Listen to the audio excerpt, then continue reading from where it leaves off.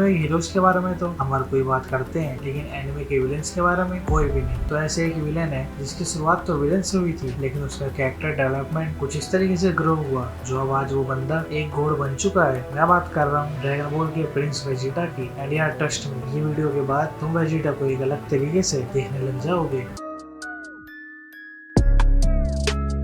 Dragon ball जी में Vegeta तब दिखाया जाता है जब वेजिटा अर्थ पे ड्रैगन बॉल्स के लिए आता है। फिर तभी उसी टाइम वेजिटा गोकू से पहली बार मिलता है, जिसमें वेजिटा शुरू से ही कुछ इस तरीके से दिखता है जैसे कोई प्रिंस रियलिटी में होता है, जैसे कि एक रईस बाप की औलाद जो किसी से सही से बात नहीं करता, और ओरो को जो हमेशा अपने से नीचे देखता है और भर भर का एरोगेंस। लेकिन फिर वेजिटा गोकू को देखता है। गोकू था वही फुद्दू, सबसे फालतू की बातें मिलाने वाला, सब पे दया करने वाला, और इस सब के बावजूद भी वेजिटा गोकू से हार जाता है। जिसके बाद गोकू उसके दोस्तों के मारने की सजा देने के बजाय उसे छोड़ देता है ताकि वेजिटा को ये पता लगे कि किसी पे मर्सी करना क्या होता है। अब फिर वेजिटा वहाँ से चला तो जाता है, लेकिन उसका एंगर, उसका ऑनर, उसकी प्राइड को ठेस पहुंचती है, क्योंकि वो एक लो क्लास साइयन से कैसे हार गया, जबकि वो भी बचपन से हमेशा से ट्रेनिंग करता रहता था। लेकिन यही सवाल आता है, आखिर क्यों वेजिटा गोकू की तरह ट्रेनिंग करता रहता था। फिर इसका जवाब हमें मिलता है वेजिटा की बैक स्टोरी में। वेजिटा को बचपन में ही बता दिया गया था कि वो साइयन रेस का प्रिंस है और उसके फादर है साइयंस के किंग। लेकिन वेजिटा की आंख बचपन में ही खुल जाती है जब वो अपने बाप को और अपने लोगों को फ्रीजा की गुलामी करती देखता है। और फिर 5 से 6 साल की एज में ही फ्रीजा वेजिटा को एक दूसरे प्लैनेट पे मरने के लिए अकेला भेज देता है, और फिर उसके प्लैनेट को भी फ्रीजा पूरी तरीके से डिस्ट्रॉय कर देता है। और तुम लोग गैस करो वेजिटा को ये सब सुन के कैसा लगा होगा कि उसकी फैमिली, उसके लोग और उसका पूरा प्लैनेट रातों रात डिस्ट्रॉय हो गया। तुम्हें भी लगा होगा वेजिटा का रिएक्शन थोड़ा सैड वाला होगा, लेकिन वेजिटा को इससे बिल्कुल भी फर्क नहीं पड़ा, बल्कि उसके बाद वेजिटा ने अर्ली एज में ही समझ लिया था कि इस वर्ल्ड में बस स्ट्रेंथ ही मैटर करती है और बस पावरफुल ही सबसे ऊपर स्टैंड करता है।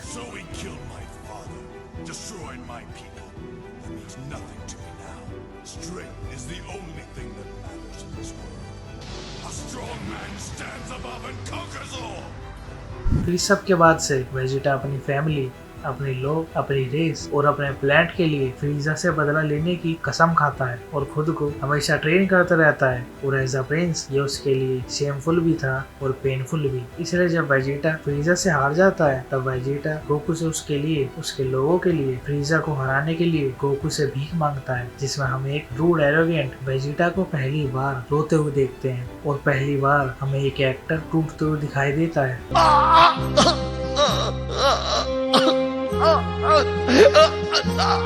मैं कुछ नहीं जानता। मैं तुमसे भीख मांगता हूँ, प्लीज इसे मार डालो मेरे लिए, हमारी प्रजाति के सम्मान के लिए तुम्हें इसे हराना ही होगा। ये एक शेर के हाथों ही मरना चाहिए।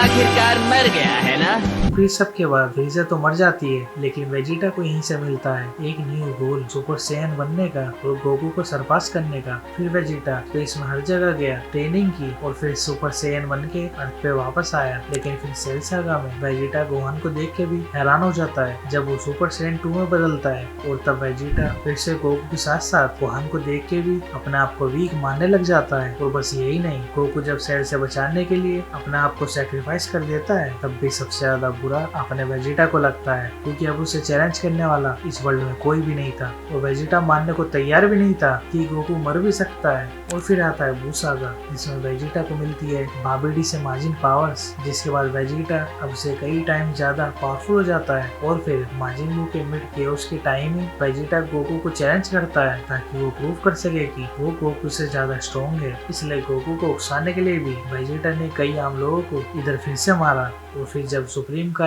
वेजिटा के इस चैलेंज को मीनिंगलेस बोलता है तो पहली बार वेजिटा अपने मुंह से कुछ ऐसी बातें बोलता है जो अब से पहले किसी ने सोची भी नहीं थी। Who are you people? Don't you see the universe matters more than your meaningless squabble?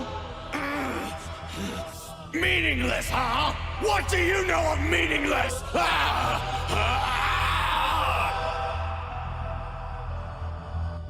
Spend most of your life ruled by another. watch your race dwindle to a handful. And then tell me what has more meaning than your own strength. I have in me the blood of a Saiyan prince. He is nothing but a joke. Yet I want to watch him surpass me in strength. My destiny thrown to the wayside. He's even saved my life as if I were a helpless child. He has stolen my honor. And his debts must be paid. And फिर इसलिए Goku versus Vegeta की लड़ाई के बाद Vegeta इस सब के redemption के लिए वो अपने आप को माजिन बू की लड़ाई में सेक्रीफाइस कर देता है। लेकिन अब वेजिटा के पास उसकी फैमिली थी जिसके लिए वो अब हमेशा लड़ता था। लेकिन वेजिटा के पास्ट क्राइम्स का बोझ वेजिटा पे इतना था कि वो अपनी इसी फैमिली को छोड़ के अपने आप को सेक्रीफाइस कर देता है। लेकिन अपने आप को सेक्रीफाइस करने के बाद वेजिटा पहले की तरह हमेशा गोकू को सरपास करने से गुस्सा होने के बजाय वेजिटा ड्रैगन बॉल जी के एंड में गोकू को अपने से बेटर मानता है और उसे एक ट्रू वॉरियर कहता है। You're better than me, Kakarot.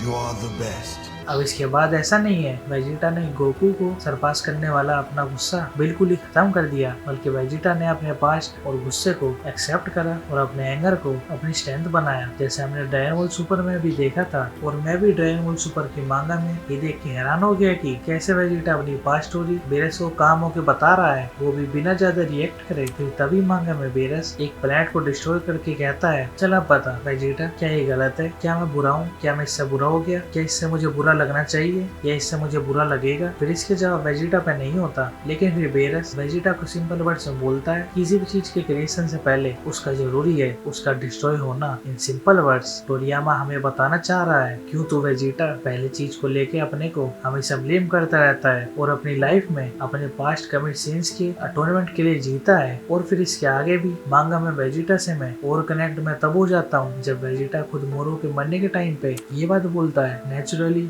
I am bound for hello, at the end of the day I am villain. And मैं तैयार हूँ अपने सभी कॉन्सिक्वेंसेस के लिए और मोरो पहले तू जा और मेरा इंतजार कर। और फिर पिकोलो इन सब की बातें के बारे में बताता है कि वेजिटा कैसे हमेशा से अपने पास्ट सिन को लेके सोचता है, लेकिन वेजिटा को अपने पास्ट के क्राइम के लिए कभी अटोनमेंट नहीं मिल पाता। एंड थैंक्स टू टोरियामा जो इस टाइम भी वेजिटा ने किसी विलन को नहीं मारा और ना ही किसी को मार के उसे ढंग से सेक्रीफाइस करने दिया। और पर लेकिन फिर भी ऐसी क्या चीज है जो जिसकी वजह से हम लोग गोकू के आगे वेजिटा पे बिल्कुल भी ध्यान नहीं दे पाते या उससे ज्यादा ऊपर हम किसी को रखने का ट्राई भी नहीं करते?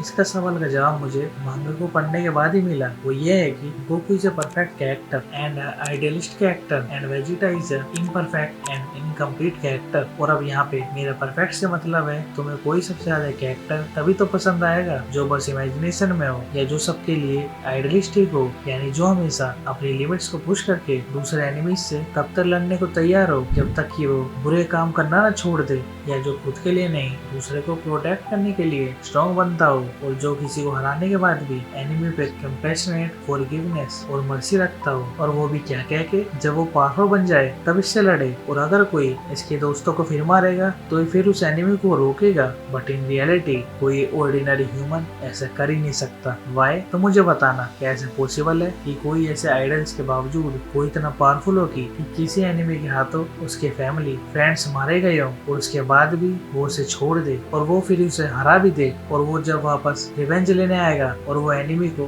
तब फिर हरा दे और बार बार ये काम करता ही रहे। क्या ऐसे पॉसिबल है? यस, इसलिए ही हम लोग इसे कहते हैं एक ट्रू वॉरियर जो हमेशा इसकी सिंप्लिसिटी और आइडल्स की वजह से बनने वाला होता है। बट यार ये भी तो है किसी और स्टोरी की तरह एक परफेक्ट कैरेक्टर ही जिससे बस हम सब इंस्पायर हो सकते हैं, लेकिन उसकी तरह हम कभी बन नहीं सकते। और अगर रियलिटी देखनी है तो तुम विनलैंड सागा के थोर का एग्जांपल लेके समझ सकते हो, जिसमें थोर इतना पावरफुल था कि उसने अपने आइडल्स बनाए और उसी आइडल्स पे जिया और उन्हीं आइडल्स की वजह से वो मारा गया। लेकिन वही इसी के कॉन्ट्रास्ट में है वेजिटा, एक इम्परफेक्ट एंड एक इनकम्प्लीट कैरेक्टर जो गोकू के ठीक अपोजिट है, जिसने बचपन में ही अपने बाप को किसी और की गुलामी करके देखा है और खुद के सामने अपनी पूरी सैयन रेस को डिस्ट्रॉय होते हुए देखा है। अब ये कुछ भी हो सकता है, इसकी इसी रिवेंज की वजह से ये पावरफुल नहीं बन पाता या इसकी खुद की पावर की इतनी ही लिमिट है। वहीं गोकू को देखो, गोकू ने शुरू से ही मजे में टाइम काटा है। उसे ना अपने लोगों का पता है, ना ही अपने परिवार का। और अब एक है हम सभी की तरह वेजिटा, हमारी तरह हारने के बाद दूसरों को सरपास करने वाली, भूख रखने वाला, अपनी सेम प्राइड लेके लड़ने वाला। वहीं गोकू है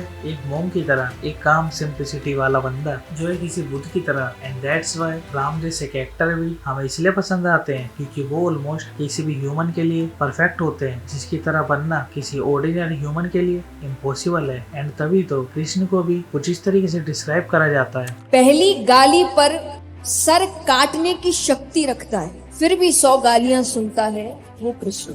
सुदर्शन जैसा चक्र जिसके पास है, फिर भी हाथ में मुरली रखता है वो कृष्ण। द्वारका जैसा वैभव है, ऐश्वर्य है, फिर भी सुदामा जिसका मित्र है वो कृष्ण। और वहीं वेजिटा है हम सभी की तरह एक मोर्टल जो बस इन जैसे बनने का बस ट्राई ही करता रहता है, लेकिन कभी बन नहीं पाता। Because you are imperfect and incomplete and you have weaknesses just like Vegeta. And यार पर्सनली गोकू से इंस्पायर तो तुम जरूर हो, लेकिन वेजिटा से तुम्हें ये सीखना चाहिए कि तुम कोई भी हो, कहीं से भी बिलोंग करते हो, तुम्हें वेजिटा की तरह तुम्हें अपने ऊपर प्राउड करना चाहिए नो मैटर व्हाट। और अब वेजिटा ने गोकू की अल्ट्रा इंस्टिंक्ट से अलग गॉड ऑफ डिस्ट्रक्शन जैसी पावर अचीव करके ये दिखा दिया है कि he is the true warrior.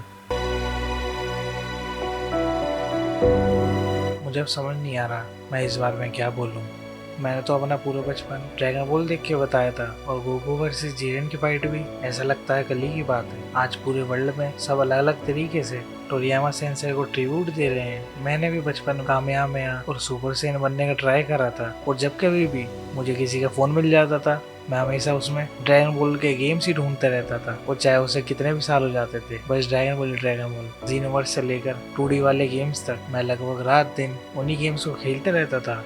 और गोकू जैसे बंदे ने मुझे भी हमेशा मोटिवेट करा। और यार मेरा भी सपना था मैं टोरियामा सेंसेई की तरह मैं और किसी मांगा आर्टिस्ट को मिल पाता। और मैं अब ये तो नहीं कह सकता कि मेरे पास ड्रैगन बॉल हो और मैं टोरियामा सेंसेई को वापस ले आऊँ, क्योंकि ऐसा तो हो ही नहीं सकता। और लेकिन एक बात तो पक्की है, जब तक हम ड्रैगन बॉल और गोकू को याद रखेंगे तब तक टोरियामा सेंसेई भी जिंदा रहेंगे। और बाकी अब तक सभी मेमोरीज के लिए मैंने टोरियामा सेंसेई को थैंक यू नहीं बोला, इसलिए मैं अब बोलता हूँ thank you Toriyama sensei, thank you.